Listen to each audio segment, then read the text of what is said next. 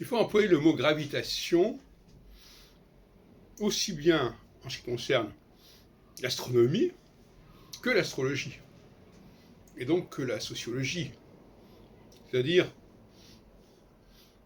la gravitation autour d'un leader, par exemple, la gravitation des femmes autour d'un homme. Tout cela, c'est le même processus, c'est le même modèle. On ne l'a pas suffisamment signalé. La clé de l'astrologie, quand elle parle des activités humaines, c'est la gravitation. Et évidemment, c'est en analogie, en quelque sorte, avec la gravitation.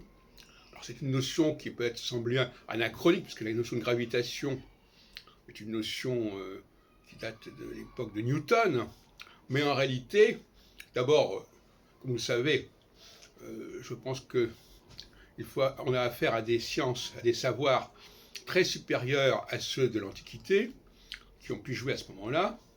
C'est d'ailleurs la notion même de Dieu, c'est Dieu, ils ne sont des dieux que parce qu'ils ont un savoir supérieur et un pouvoir supérieur.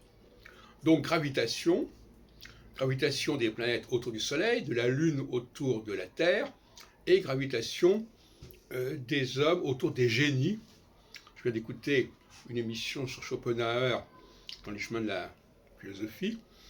Le génie est une anomalie particulière, et en ce sens-là, il fait partie de ce que j'appellerais la surnature. C'est quelque chose qui n'est pas normal au sens de la nature, et qui n'est pas de l'ordre non plus de l'humain au sens classique du terme, c'est de l'ordre de la surnature, comme d'autres phénomènes que j'ai déjà évoqués.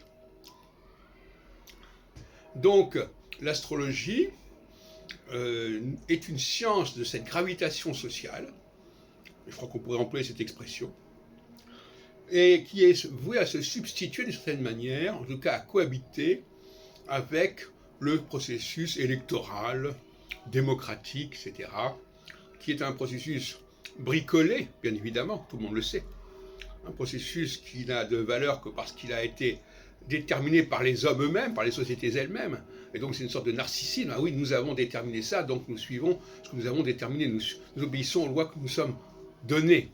Mais au-delà de cela, d'un point de vue épistémologique, les sciences, ce qu'on appelle la science politique, n'est pas une science qui donne un substrat scientifique aux institutions ni aux élections. C'est simplement une volonté de décrire ces phénomènes, mais non pas une possibilité de les expliciter et de les justifier.